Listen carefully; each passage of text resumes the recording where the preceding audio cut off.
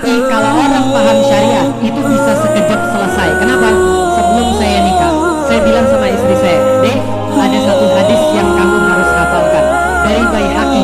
Rasulullah Shallallahu Alaihi Wasallam berkata pada para sahabatnya, maukah kalian saya beritahu tentang istri-istri kalian yang calon penghuni surga?"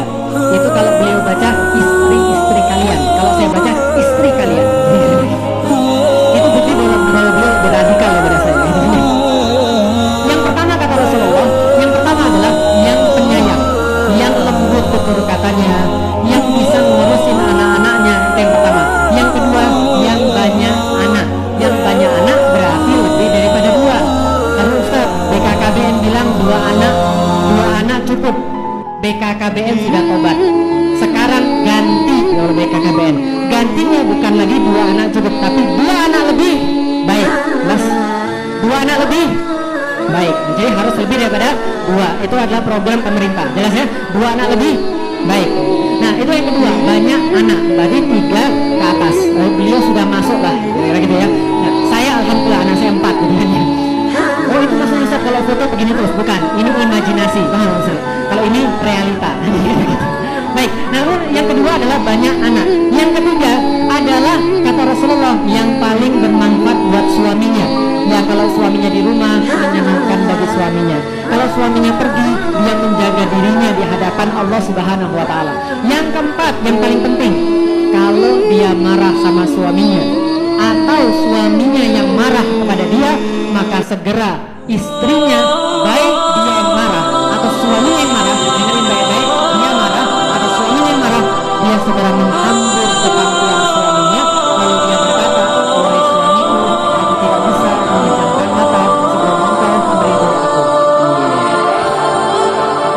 Itu cuma ada di dalam Islam, dan itu baru bisa berlaku kalau orangnya paham agama.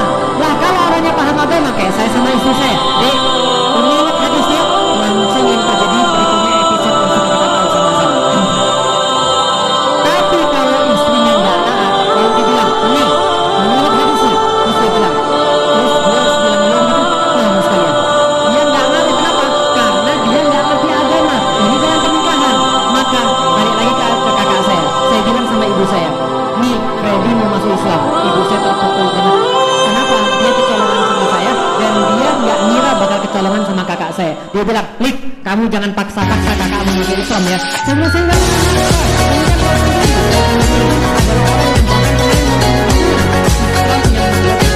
Wah, jadi benar-benar saudara." Ibu saya bilang, "Kamu jangan paksa-paksa kakakmu. Emangnya kenapa dia harus masuk Islam?" Saya bilang, "Nih, di dalam Islam kita punya segala macam tuntunan dalam hidup yang buat Anda itu tetap dalam fitrah." Fitrah itu apa? Fitrah itu begini, Anda pernah beli HP? Kalau HP keluar dari pabriknya, bagus atau tidak? Itu namanya fitrah. Jadi kalau kita baru keluar dari Allah itu fitrah. Tapi berikut-berikutnya Anda lebih cenderung pada keburukan. Itu maksudnya. Supaya kita tetap fitrah, maka ada syariat. Supaya hidup kita bisa benar, hidup kita bisa enak, hidup kita bisa bagus. Allah nggak perlu syariat. Yang perlu syariat kan kita, bukan Allah. Maka saya bilang sama ibu saya, kalau supaya hidup bisa baik, berkeluarga jadi baik, ngurusin kemudian uang jadi bagus, bertetangga jadi bagus, bersosial jadi bagus, bernegara jadi bagus, makanya ada syariat. Ibu saya bilang, "Emangnya rumah tangganya Muhammad bagus apa?" Kakak saya yang jawab, bukan saya. Saya mau jawab tapi saya tahan. Yang jawab kakak saya. Kakak saya bilang, "Istrinya banyak tuh." Betul juga ya sebenarnya. Lah, istri satu aja kita susah, tapi Nabi Muhammad memberikan solusi. Istri banyak bisa bagus, istri banyak bisa sakinah. Teori doang Ustaz, lain penjelasannya nanti. Allahu Akbar. Ya itu cita-cita aja, teori aja itu kan ya.